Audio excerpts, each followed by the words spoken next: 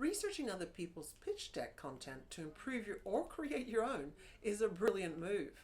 Knowing the difference between a weak pitch deck and a winning pitch deck is going to be the key to your success. That's why I created this video. In it, I'll show you a couple of pitch decks that I've developed for my clients that have successfully raised millions. I will walk you through why they worked and give you some clues on what you can do to improve your pitch deck. I want to support you in your efforts to grow your business by sharing what I've learned over the last 10 years, helping my clients to develop not only their strategic message, but also the graphics and tempo for their pitch decks.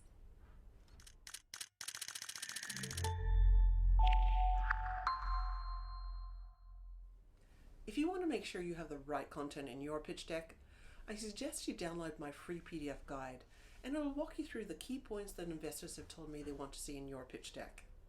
It also gives you some guidance on how to expand those points to create a complete overview of your business. Or if you'd prefer to watch a video about these key points, check out my last video, which is listed below. I've used this same guide on the samples I'm about to show you, and I know it works. You'll find the link below. It's absolutely free and worth having as a reference point, so definitely check it out. Hi, I'm Antonia from aok.com.au, and my passion is pitch decks. Nailing a company's strategic message in a pitch deck isn't easy, but when you get it right, the whole company comes into focus. Suddenly there is clarity not only for the potential investors, but for everyone you talk to about your company. Think of all those times you've been asked what your company did, and your reply left people with more questions than answers. A good pitch deck should answer all those questions and leave people excited about your business and its future. So let's get started and take a sneaky peek at a couple of successful pitch decks.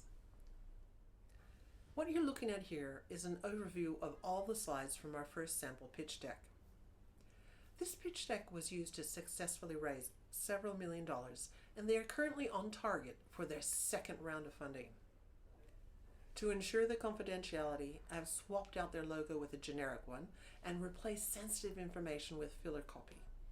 It's still a great pitch to learn from, as the business idea was complex, but as you can see here, the entire business idea was still able to be told in 20 slides. I worked closely with this client on their strategic message, as their content didn't tell their story with clarity, was long-winded, and didn't answer a number of key questions for investors. What I've found is that people in the company can be too close to it and can see what is missing as clearly as someone like myself who's outside the business. Now, I normally only recommend 50 words per slide, but as you can see, this pitch deck has more. That's because the brief for this project at the beginning was that it was intended to be used as a leave behind, which means each slide had to be self-explanatory. I chose to use illustrations to demonstrate how the business worked. This helps with complex ideas, as visuals are easier to understand than text. There's also the added benefit of showing investors that you invested time and money in the development of your pitch deck. The final presentation was crisp.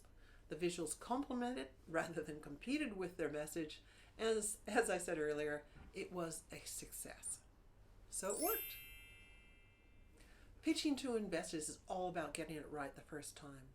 If you'd like to learn more about developing a pitch deck that impresses investors, subscribe to my channel, Antonia Grimard of AOK Creative, where you'll find my playlist called Pitch Decks Wow Investors.